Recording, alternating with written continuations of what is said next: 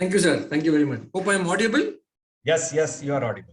Yeah. So thank you very much, sir, for the good introduction. So to start with, I am just a practitioner. And I'm sorry, I may not speak very fluently in English, but I will try my best because I am used to speaking Kannada more. But anyway, I'll put my best efforts to speak good English. Basically, I'm going to talk about my experiences with rainwater harvesting. I am neither saying it is correct or I am neither saying that's the best way. This is my practice and I have been evolving over the last 10 years or so. So from my designs have evolved and it keeps evolving. My next project will be definitely different from the previous project. Having said that, let me just take you through a generic presentation on rainwater harvesting and like how I am practicing it and why I think that is important. I'll skip a lot of academic data, but I will try to stick to the practice part of it. Is my screen visible? No, not yet. No, not visible. Now? It started, yeah. Maybe you should put it in presentation mode. Okay now? I think it's full screen now? Yes, you're good. Yes. So yeah, generally I talk about two concepts of rainwater harvesting. Rainwater harvesting itself is from the supply side of the problem. What we generally miss out in most of the discussions or when I'm talking to people in communities is they generally forget about the conservation aspect of it. So it has the demand and supply has to go. So the supply management, rainwater harvesting comes in the supply management side of the things. What is equally important is how to conserve the harvested water. So, if you continue to spend the way we are spending, or if we don't make our systems more efficient, there's no point actually doing rainwater harvesting. If we continue to waste, we'll continue to waste the harvested rainwater. So the water conservation must go hand in hand. So the demand management must go hand in hand with the supply. This is what I actually try to tell people, because it's just not enough if you just do rainwater harvesting. So having said that, some broad numbers, I don't think I need to go in detail of all these things, why I feel and where I feel I'm coming from. See, we know all these numbers. These are all fairly clear and available in public domain. So if we actually translate our annual rainfall, snowfall data, we are entitled per person per day in India can get about 1,600 liters of water. This much water is actually available. It is purely academic numbers. Okay, so 135 is our domestic consumption. So all the rest of our 1,500 goes into the most of the other things like our food, fuel, etc., etc. So we have got this kind of an endowment. See, if we are actually telling today that we have water crisis, we need to reflect back and say these are the numbers available. 1,500 liters are available. If we are still saying we have a water crisis, where we have gone wrong. So one can actually start from these numbers from our rainfall data of Bangalore, and we have 135 is just the domestic consumption. Okay, we have got far more than that. Of course, it goes into other processes, but we still have this kind of an endowment. So this is just to say how much we actually consume. A person vis-a-vis an animal, how much actually we consume in terms of water. And if we say everybody is equal, and how much more a human being actually consumes in relation to any other species living on this world. It is just for comparison's sake. I am not going to debate or discuss on this. This is what I'm just saying, you have got so much water and you are sharing with so many other species, and how much the humans are consuming vis-a-vis the other animals who are thriving with us, and how much we are actually, I don't know, I'll leave it to the forum to say how much justice we are doing to whom. Okay, so this is just for the understanding. I'm not going to get into the numbers and say, okay, what is what. Okay, so coming to the more important part and mostly discussed part of rainwater harvesting vis-a-vis the demand side of the thing. So this is what is given by the government of India, which says that we have to get 135 liters. Roughly, if you split that 135, this looks like this. So now 135 is what we consume out of what we actually endowment of 1,600 liters. So the rest of all 1,500 liters goes to so much more. And apart from rainwater harvesting, we need to become efficient in all other processes. Rainwater harvesting is only addressing a very small part of the problem. The greater part of the problem is we being inefficient in a lot of other things in terms of agriculture, in terms of textile production, and so on and so forth. But it's not the point of discussion in this topic. So I will leave it at this. This is just for just as a starting remark. So now coming to the cost of water, when you're actually saying cost of water, say BWSB, where I say in Bangalore, we are spending about 7 to 8 rupees per kiloliter at a starting price. But the true cost of water can vary anywhere between 50 to 100 rupees a kiloliter. Okay, and Suresh Pai sir can tell, in Yelahanka, if you have to buy a tanker of water, it's going to cost you upwards of 120 rupees per kiloliter of water. So if you say an individual consumes about 615 kiloliters of water per year, it roughly translates to this kind of a number. 46,000 rupees is what one person actually spending. So many people don't even earn so much money. Okay, so this is actually the true cost of water. See, if you are only paying about 500,000 rupees in a year, the rest of the things is cross-subsidized. The government is paying or cost is subsidized. So many people don't even earn this kind of a money. So this is the actually the cost of money we are actually incurring to get the kiloliter of water into our house. This is the kind of money we are spending. So we have to reflect back and say where we are actually going wrong. And who is financing this? And if things go worse, how are we going to make this money? So this is just open for discussion. I'm not going to actually come and conclude anything here. This is where actually the basis of rainwater harvesting from my perspective actually comes. So generally, as I said, I want to address this water challenge in two parts. Rainwater harvesting is the supply side of the problem. The bigger thing called the demand side of the problem. If you don't conserve the harvested water, there is no point in actually doing rainwater harvesting. So we have to become more efficient. And I would go one step more and say we have to consume less. If we consume the way we are consuming, I think in economics that's a conspicuous consumption. You may actually have to go from conspicuous to conscious consumption. Otherwise, there is no point in talking solar rainwater harvesting, because if we go and continue to consume and exploit the way we are doing, I really don't see a point in doing all the technological interventions. Because technological interventions only give you that kind of a satisfaction of actually doing something. But on the ground, reflections may be actually not so tangible. So coming back to the whole concept of decentralization, I think the previous speakers have touched about this, but I will try to put this into very, very, very conservative numbers. These are actually far more, but I'm putting it in a very practical way. So if you look at the area of Bangalore, 710 square kilometers, very conservatively, our rainfall surface is about our rainfall endowment is about 950 mm. So even if we take 50% of that is harvestable, we are talking about this kind of a number. So population of Bangalore is 120 crores. So if you divide that, if you take daily consumption and divide it by the endowment, about 208 days of Bangalore, extremely conservatively, is actually, this can go up to 365 or even more. But very practically, very conservatively, I am putting 50% of the city's demand can be met only by pure rainwater. You don't have to go beyond Kaveri or out to that the new one, which is actually they're flowing from Sakleshpura, the Ethinole. I think there's already talk about getting from Sharavati. I don't know when it's going to take shape. But unfortunately, the city planners are talking about rainfall in Coorg. Nobody's talking about rainfall in Bangalore, because they are more interested in how much rain falls in Madikeri so that we can take it here and let those people suffer. But we're not actually talking about the rainfall intensity in Bangalore. It's unfortunate, but hopefully it's going to change in the coming days. If I break it into the next step, if I just take a small house, see, this is where I am staying. 110 square meters is my house, 950 mm. Even I am conservatively putting the number as 0.85, so 15% loss. Still, I can meet 45%. This is very, very conservative. I have been using rainwater for the last 7-8 years. Easily, every year I can meet 7 months of consumption by rainwater. This is only this 45%. I'm just putting it across so that it's more appreciable. Like, it's actually doable. Even if you take 40%, okay, it is still a very good number. So 40% of my monthly demand can come from rainwater. Okay, and I'm also putting my demand at a slightly higher rate. I will talk about it. The time permits how actually I'm also cutting down the consumption. So this, I don't want to go into like how one estimates the rainwater runoff and things like that. It's very, very technical aspect of it.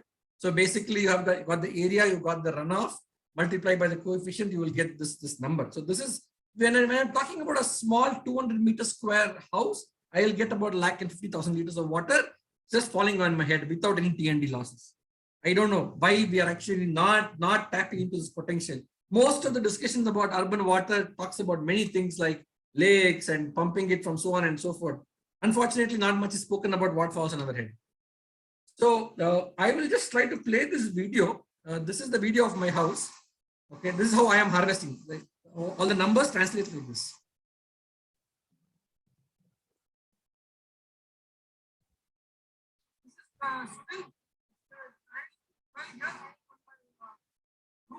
This takes the my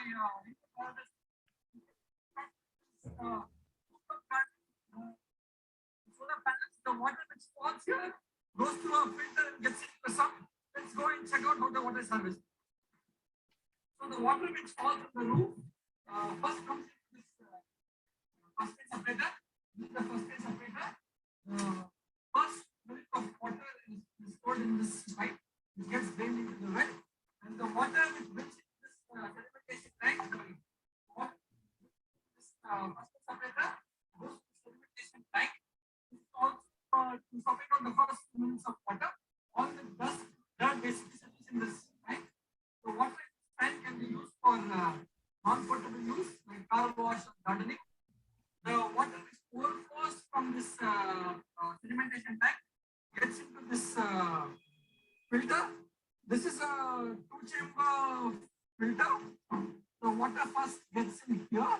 You can see the water coming here. This is the water which is overflowing from the sedimentation tank.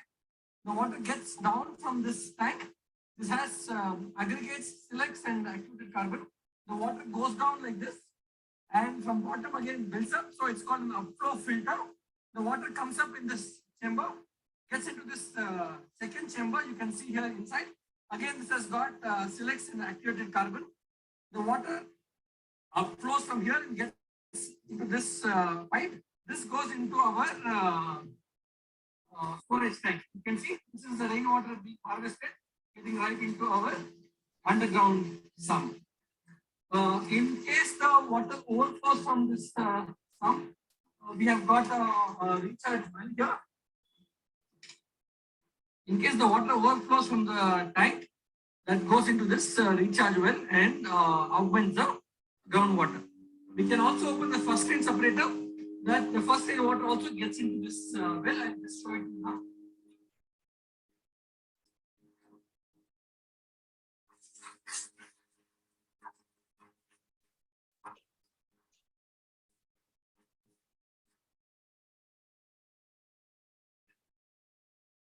Now the rains have stopped. This is the filter, so water is standing here.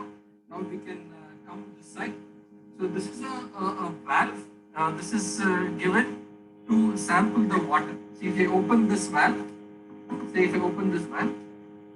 I can collect the water for sampling. So this is the filtered water, the rainwater filtered water.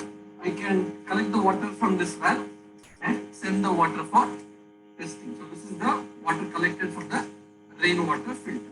So now you can see there is this water standing here. So this is an upflow filter.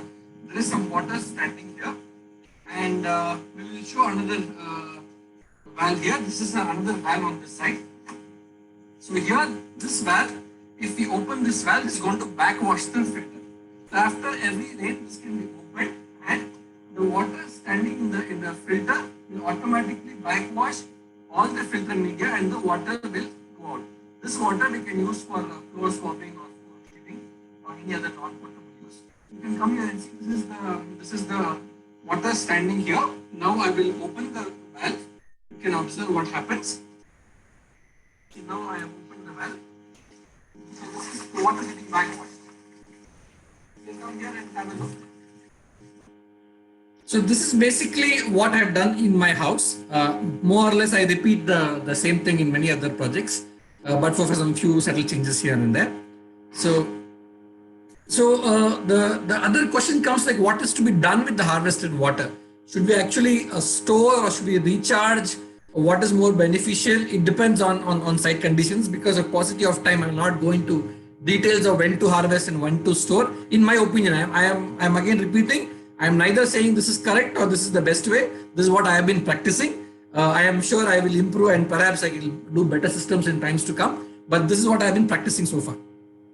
So this is a typical recharge structure, surface recharge structure, which I did some few years back.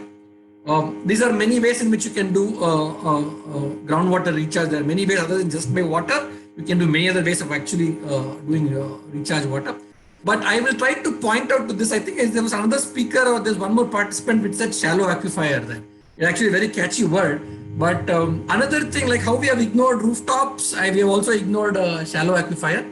So Shallow aquifer is something which we need to study more detail and see how actually we can revive those, because shallow aquifers are like more or less chemical contamination free water, and which is perhaps at a very cheaper cost.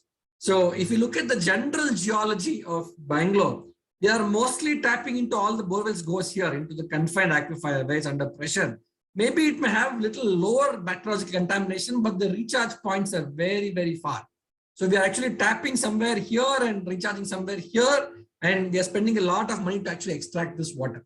What we are actually missing out is the shallow aquifer. I have shared some videos on the chat box where I've actually explained the dynamics of this unconfined aquifer, the shallow aquifer, and how it is economically much more beneficial, and how one can actually explore this unconfined aquifer at a very lower cost. I will not go into details of all that because we don't have time. I have shared 2 extensive videos.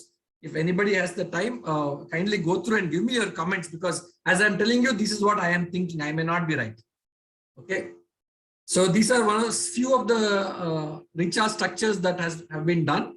Mostly all recharge structures can be classified into infiltration well and a recharge well. Essentially, I talk more of the recharge wells, which are like very shallow in nature. So basically, it is just a cavity in the earth, so that the water just get into that and percolates both longitudinally and laterally and augment the shallow aquifer, which is under atmospheric pressure. So one can actually see the water level going up and down. Actually, I have had many cases where we have actually done these wells, consistently recharged for 2-3 years, and we have actually had the water coming back. Okay, when if at all we have got time and we have some other time, I'll explain to each and every case. Each of them actually is a very classic case. So these are all typical ways in which recharge structures are done. And that is kind of thing which I am practicing. There is no electricity, there is no pumping. The water just goes into a pure cavity in the earth. That's it. So these are some of the structures. These are the perforations. These are the rings which are actually done to hold the soil. One of the work under progress. This is the completed structure. This is one can do it more beautifully. This is actually water coming out from the well. And in the process of doing the well, the water actually is coming back. So this is actually a source of water. So again, this is a source of water. Source of water. These are all at anywhere between 15, 20, 30 feet depth. Source of water. Source of water. These are all, maybe chemically it may have something, but bacteriologically it may have some bacteriological contamination, but generally free from any chemical contamination. So these are some of the filtrations that you have, a silt trap and things like that. This is again a silt trap before the water gets into the recharge structure. These are extensive recharge structures done in an open area. One more recharge structure. So quickly I will go through this thing because I am giving 10 minutes and already exceeded that. But if you look at a general way in which you can take the water from the recharge well. Suppose we have a suction head of 20 feet and discharge head of 20 feet. And we use a 0.5 HP pump and it consumes about 0.38 kilowatt and run for an hour. Our cost of electricity is 1.9 rupees for 1,500 liters. So it's about again, extremely conservative. It's all much lower than this. So we are actually getting cost of water. One can go through this calculation. I'm not going to go in depth, but if you go through this calculation, you are getting water from the shallow depth at roughly about 2 rupees. Even you say 4 rupees, say even 5 rupees. It is far cheaper than both the municipal water and the tanker water. Most of the Bangalore, at least 20-30% of Bangalore is dependent on tanker water, where we are talking about 150 rupees per kiloliter. Compare that with 2 rupees. Okay, just by small recharge, and even if you don't recharge, in many areas of South Bangalore, you'll actually get water here. We're just not exploiting it. And this is the best possible source and at the cheapest possible price. And it requires a little bit more study and exploration. I think this can become a good source of water for the city of Bangalore. So I've shared in the chat box some videos where actually I've gone in detail and actually explained how this thing works and what are the economics. If I feel interesting, kindly go through that video and let me know if I made any errors there. So compare that with our cost of water. Our domestic cost starts at 7 rupees. I'm talking about 2 rupees here. It starts at 7. Even domestic about 25,000 goes to 26. This is 13 times cheaper. And I'm talking only about domestic. Think about industrial. Think about higher consumption. Think about tanker water. And moreover, think about the wear and tear of the borewell. And think about all the nonsense that the borewell is actually creating in the world. Like, so much noise, so much of problems. And in many places, we have actually had to break walls to actually get the rigs inside. So it's high time that, we think about something which is alternate to borewells. Okay, this is, I've just given you as a comparison. This is the shallow aquifer water, and this is our actually the water we pay. This is the municipal water bill of Bangalore. So you can compare the costs.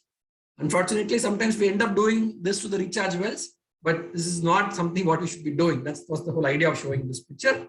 So I will not go into all these things. These are all more academic I do for this engineering college student presentations. So basically, we have to, what we have to do as the next step is what I've discussed here. So I am not going to get into details of all this. So this is more of energy water nexus and how this collected water is related to energy. I'm not going to go into any of these. So that's about my presentation.